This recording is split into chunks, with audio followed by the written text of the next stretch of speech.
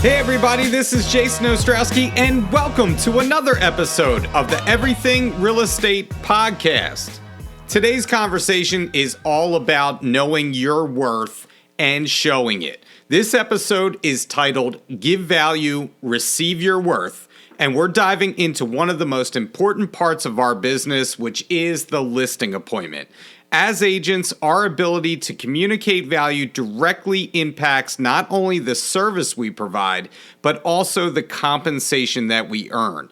And when it comes to standing firm on what you're worth, nobody does it better than today's guest, Scott Sheppard, team leader of the Scott Sheppard team out of our Fox & Roach Vineland office. With 24 years in the business, Scott is an associate broker, a former appraiser, and a consistent top producer year after year. He brings experience, confidence, and a clear value proposition to every client conversation. And today, Scott's here to help us do the same. I'm really excited to have him on the podcast today. So let's get right into the conversation this week with my guest, Scott Sheppard.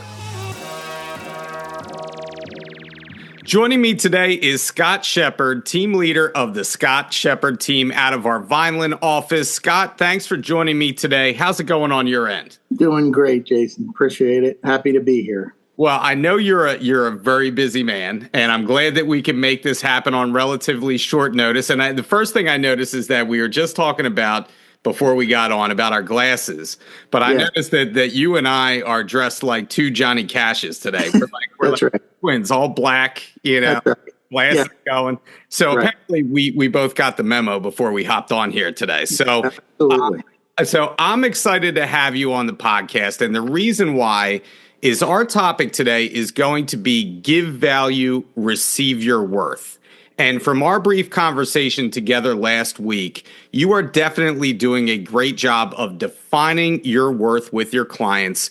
And I'd like to talk a little bit more about that with you today. So with all that said, we're not going to be throwing around specific commission numbers on this episode. As we all know by now, all real estate commissions and fees are negotiable.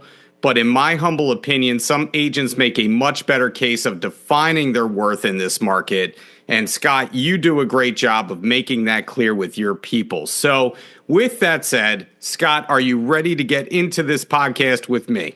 I'm very ready. Thank you very much. All right. Well, first question to you, and I think a very poignant question because we're talking about value. What does providing value mean to you as a real estate professional when you're on a listing appointment with a seller talking about your approach to selling their home? Yeah, I mean, that's a broad question, but a very good question. And I think, what comes to mind for me is, of course, being a trusted advisor, using my experience all my experience and all my ups and all my downs, to best serve my client. I think the main thing is I really try to do it with like some skill, some strategy and detail so that we can provide the best service to our clients and while keeping our clients' best interest in mind.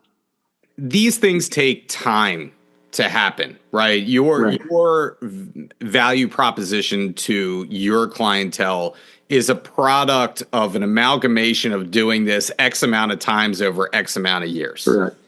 And we were talking about agents on our teams, and I have a new agent. I love her. She's great. She comes from a nursing background, and she was pretty high up on the food chain as far as nurses go. And she got into real estate, and she always says to me, she's like, this is so much harder than I thought. I've heard that before as well. Right? Yes. And so, it is a product of that experience that you bring to the market. And so I wanted to start with that question from 36,000 feet. We're going to kind of zone in here.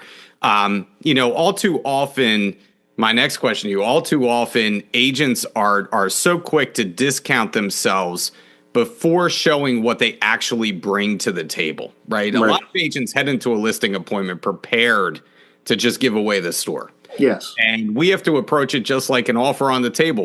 How are we going to negotiate what we're doing, right? Right. That's right. And so knowing this, Does that affect your approach in any way when you head out to a listing appointment, knowing that other agents are doing this? Right. Not really. You know, I basically, I mean, of course there's discount brokers, but it really never affects my approach. I only know one way to do things, and that's the right way and all out. And that's kind of my mindset when I go out there. There's always going to be discount brokers. There's always going to be someone that'll do it cheaper. I really don't, and you know, we do face that. There's no question. But you know, if we go out there prepared, like super prepared, and know their home better than they do, it's typically not a problem. But ultimately, you know, I approach it the same way. I like to personally tell my clients when we first sit down, I will flat out tell them, because I feel like it's a matter of transparency, and it's also disarming in many ways to tell them I'm flat out not going to be the cheapest option. Correct. They're just flat out, because like you said, there's always discount brokerages around. They've been around forever. You know, some will charge a flat nominal fee just to put it on the MLS. I mean, we all know who those brokerages are. Yes. We were never them, and we're never going to be them, right?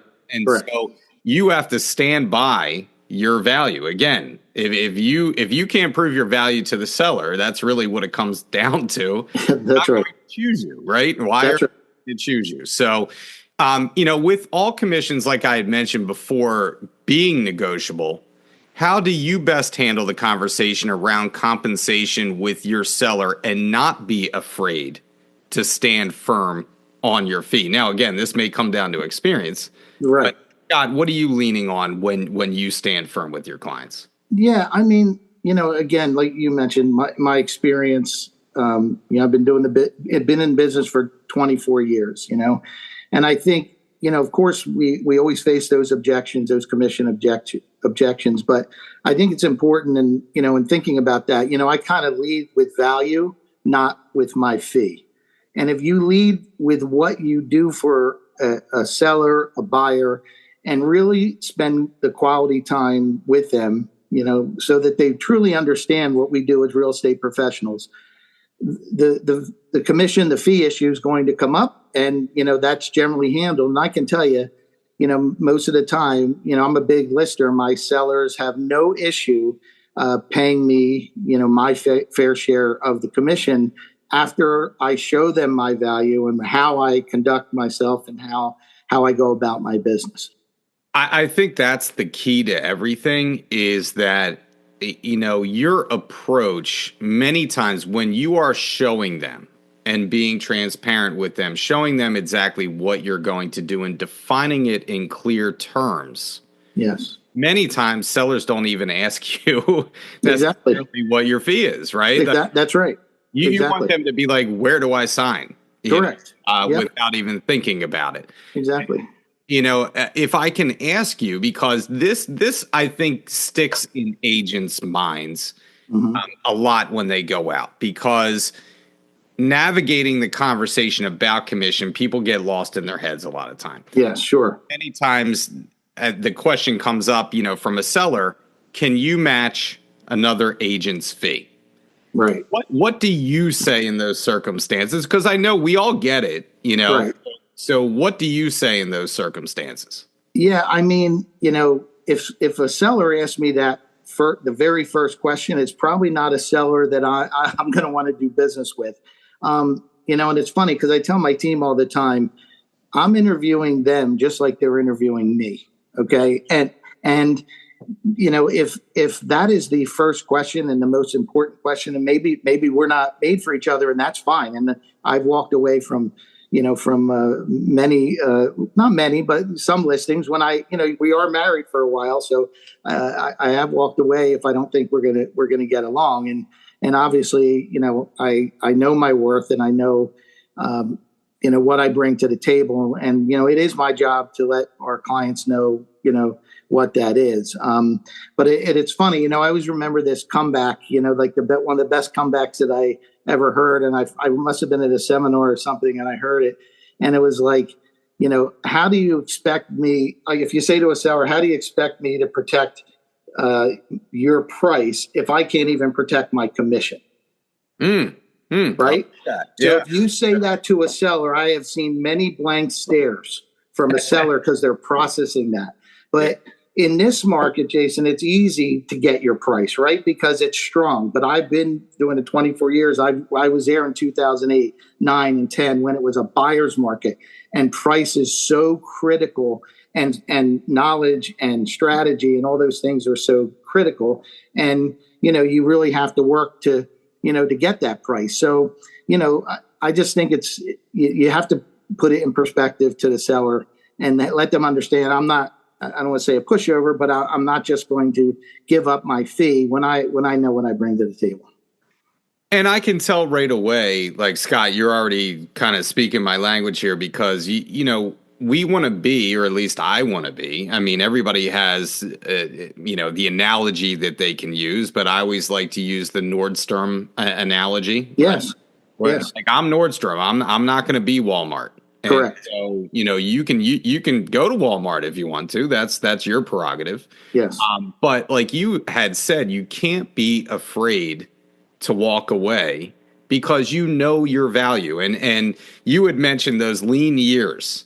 Yes. I got into the market in, I think like mid 2007. Okay.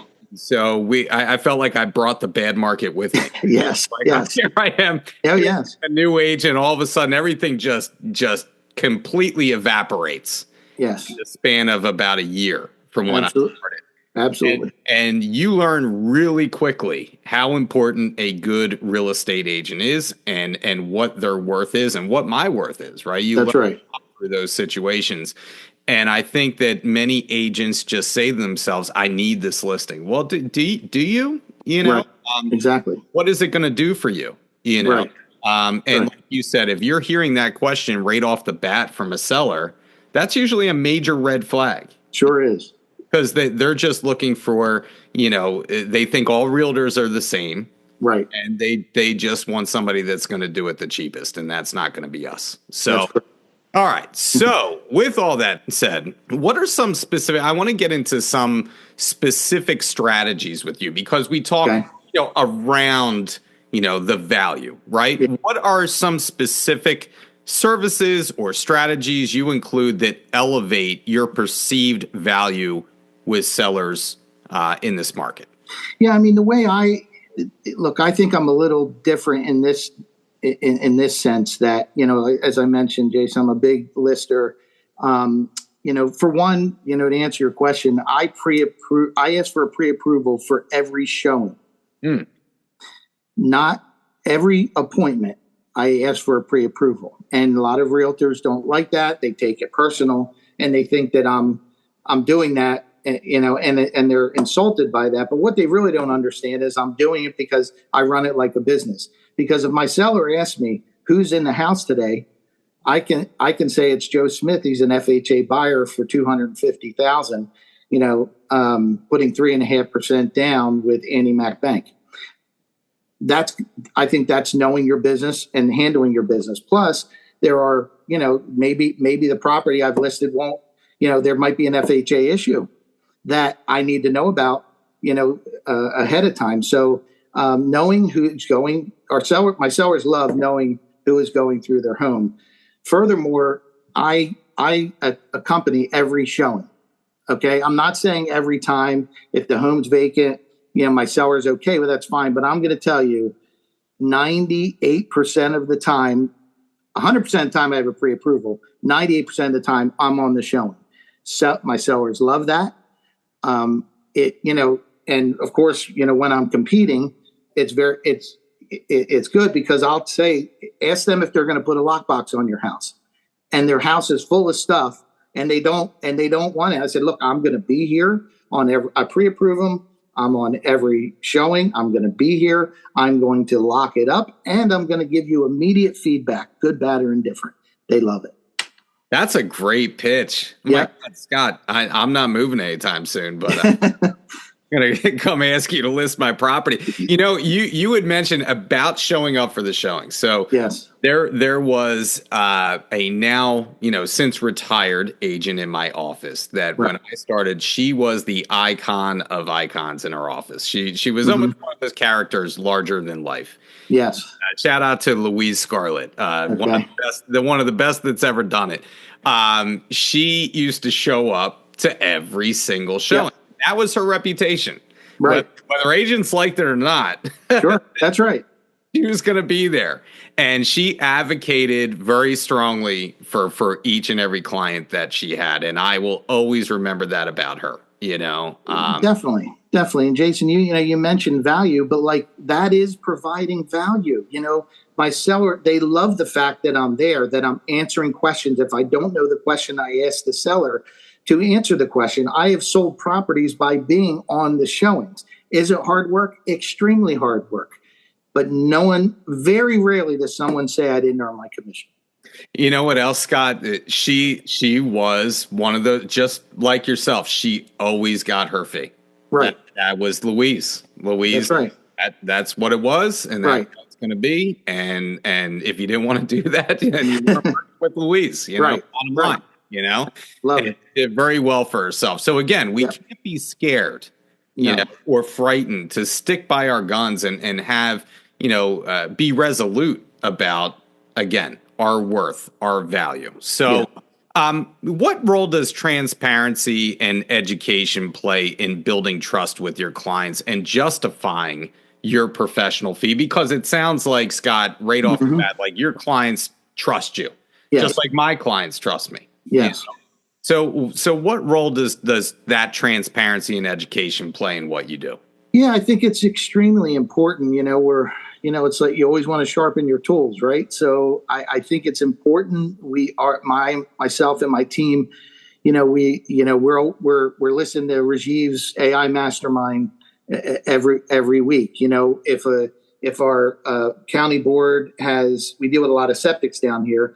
Every year they have a septic seminar. What are the new, how is the health department going to, handle these new laws or regulations? And I think, educating myself and my team to have that local knowledge is extremely important. With Berkshire Hathaway, I mean, there's so much stuff that seminars and training and all those things. And, it's so important that we educate ourselves so that we can be the best that we can be. And I you mentioned transparency. I just think that comes out, on a listing appointment when you have that knowledge behind you.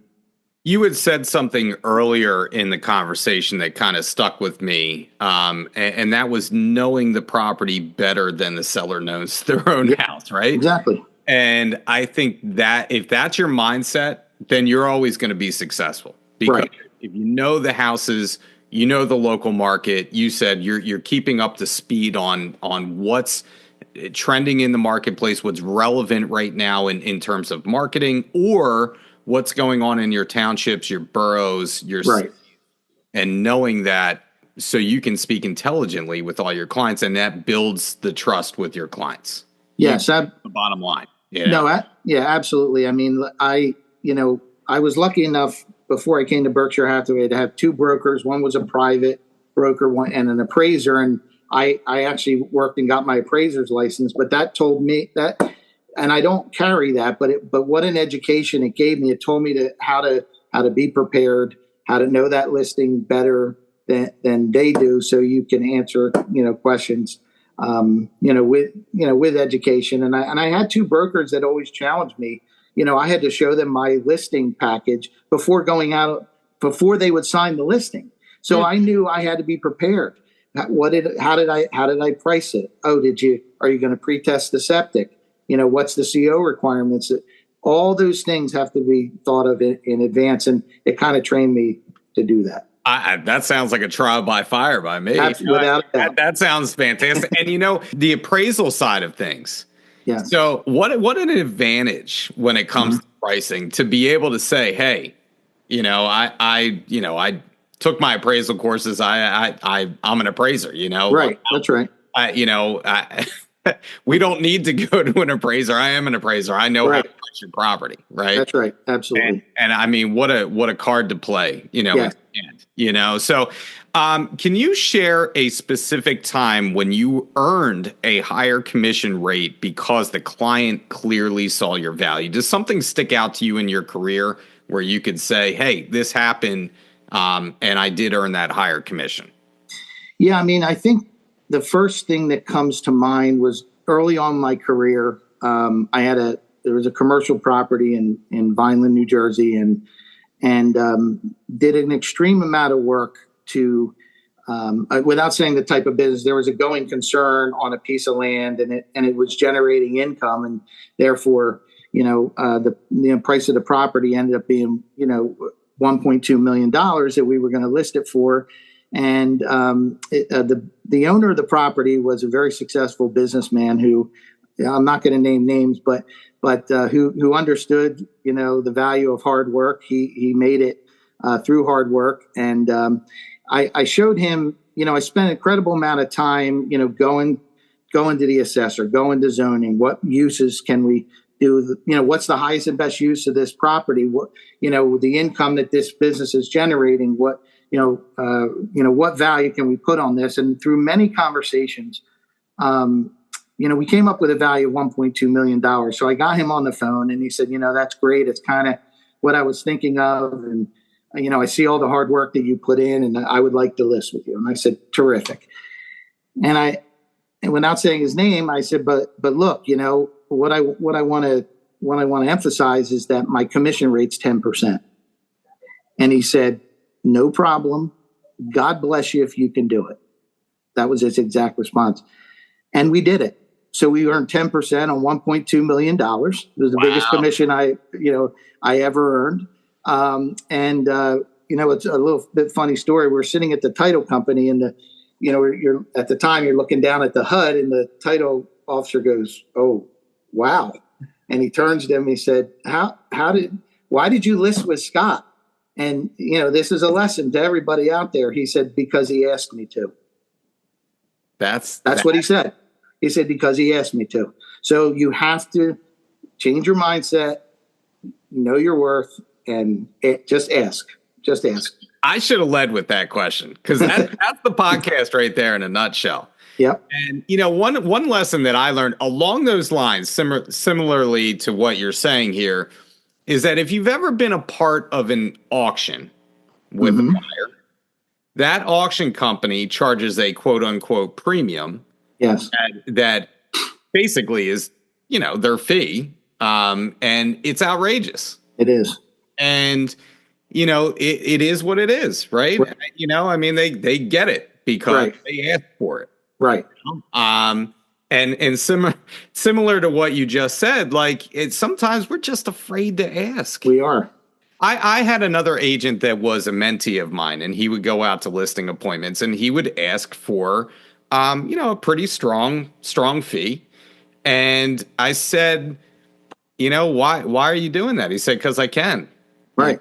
And I think sometimes, when you're inexperienced like that, you don't know any better. You just do it. Yes. You don't think about it. You just do it. Right. Because that's the way it's always been done. And he was getting it. And so why not? Right. Right. So, absolutely. Anyway. All right. So what tools or systems have helped you consistently deliver a high level of services that clients recognize and are willing to pay for?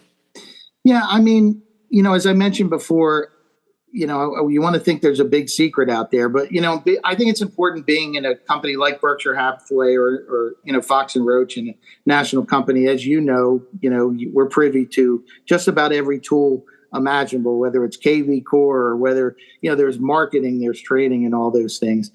I don't know if it's so much tools, but I think the main thing is everything is pre-planned and well thought out. So, ahead of time. So that, when we list a property, my team knows, what happens when we list a property.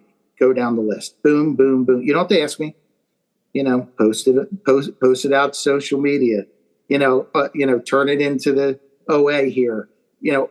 Every little detail is spelled out. What do you do when the house gets under contract? Right? Kristen on my team sets up inspections, goes right down the list. What happens when a home closes? You just go right down the list. So I created my own system, and there's no secret, but it's just that you have to be disciplined enough to follow that, because I think my clients see that I'm a professional, that my team does take a systematic approach to every listing or every buyer that we deal with. Now, of course, we have embraced AI a little bit. That is definitely a game changer. Listening to Rajiv every week, and I have used some different strategies that have definitely helped my business, and I do think that is a game changer, and is something that agents definitely want to pay attention to. I love to bring, one new wrinkle. I love to bring a 30-day AI marketing plan with me. Right. Property. I think like you had talked about being organized step by step. You can literally show a client like, hey, here's a 30-day AI marketing plan. Exactly. You may not use every single tool or strategy here, but it shows that you're on the cutting edge and you are willing to do, let's say 20 out of the 30 of these, you're willing to do 20 of them for the site. Absolutely. Through the list, what's important to you? Yes. Yeah. And I should mention that we do that. Like, when I go on a listing, I have I call it a seller's checklist, right? Social security number, date of birth, all the things I need for their deed. I ask them about, have they had a termite, problem, septic, well, copy of your deed, copy of your tax bill, copy of your survey. And then, from the marketing side, we do print out, it is a 30-day list to let them know that we are systematic about it. And this is what we do to help sell your home. So I think that was a great point you brought up. If you're going to be a top dollar agent, you have to provide top dollar value. And I think you're spelling it out step by step. Yes. Very transparent way, very easily digestible way. Yes. And very systematic. You had mentioned that. I think that's really, really important, because when you're an agent like yourself, you're going out to a lot of listing appointments. Right. And you need to know that listing appointment, that it's in your head, right? We all have our process and what we go through. But, once you have it down, when you really have it down, right, you feel, confident enough that you're going to beat any other agent in that situation. Right. And I love that feeling. I love going out there saying, I'm just going to blow these people away. Exactly. Right. And I love when they actually are like, wow, that was better than the last agent we had out. Yeah. You mentioned tools and things like that. And I want to say there's a big secret here, but I compete against people that have a lot of technology, and that's what they go about. But, when I talk about pre-approvals, when I talk about being on every showing, when I talk about immediate feedback, when I talk about working in their best interests, that they love it. And that it's very simple, but it works. And they know we're going to market the heck out of their property as well. It's working with me right now, Scott. Yeah.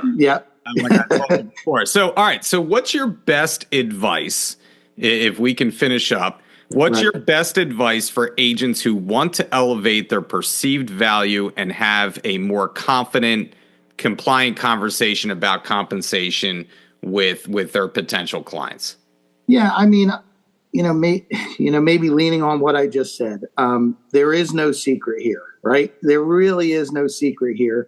I show up at the office, every day, put that hat on and go to work. But I think for agents out there, there's no secret. You just have to change your mindset, understand that this is your livelihood here. You have to know your worth and show your worth, say what you do and, do what you say. And you do that, I promise you'll win more listings.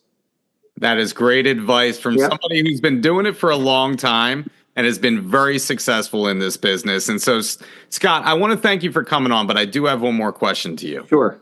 So now you're not aware of this question, of course. And so I'm going to ask you, since you were an appraiser before you ever got into real estate, did you ever have a dream that you were appraising a property and another version of yourself showed up as a real estate agent to give yourself comps? No. So, all right. So let me ask you this: like, would you be annoyed that agents showed up to give you comps? Not at all. I mean, look, you got to take your ego out of the equation. It's not about ego.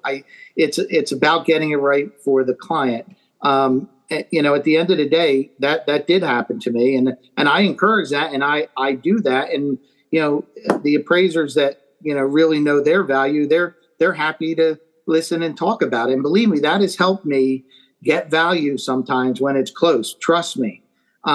Because maybe they're not aware of something, or maybe I got a comp from an assessor that they're not going to take the time to do, right? So it's important to be engaged. But yes, I was on the other side, and I'm always willing to listen. Got to be a very unique point of view for you. Yeah. Right, it is. And like I said, it's nothing but a plus or a check mark on your resume to have that background in what we do. So yes, Scott, it was a pleasure talking to you today. Wish you nothing but success continued this year, next year, and into the future. Thanks for joining me. Thank you, Jason. It was great being here, and best of luck to you as well.